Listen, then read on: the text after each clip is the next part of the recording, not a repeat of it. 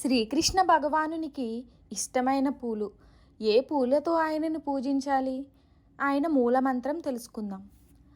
కలువ పువ్వు, ఎర్ర గన్నేరు పువ్వు, శనగ పువ్వు, సంపెంగ పువ్వు, మల్లె పువ్వు, మోదుగ ఆకులు, గరికె, గుంటగలగర పువ్వులు, తులసి దళములు ఇవి శ్రీకృష్ణునికి చాలా ఇష్టమైనవి.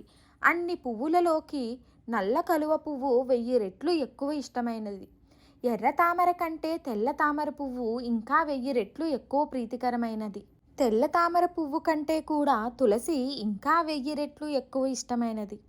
తులసి పుష్పము కంటే శివలింగ పుష్పం కంటే శౌర్య పుష్పము శ్రీకృష్ణునికి మిక్కిలి ప్రీతికరమైనది.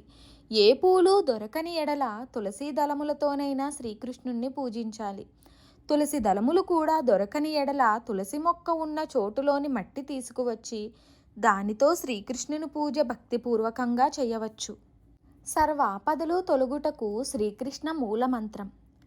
హే కృష్ణ ద్వారకావాసిన్ క్వాసి యాదవ నందన ఆపద్భిః పరభూతాం మాంత్రాయ శ్వాసు జనార్దన.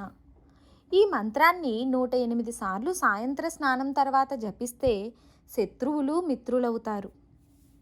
మరిన్ని ఆధ్యాత్మిక విషయాల కోసం మా ఛానల్ను సబ్స్క్రైబ్ చేయండి.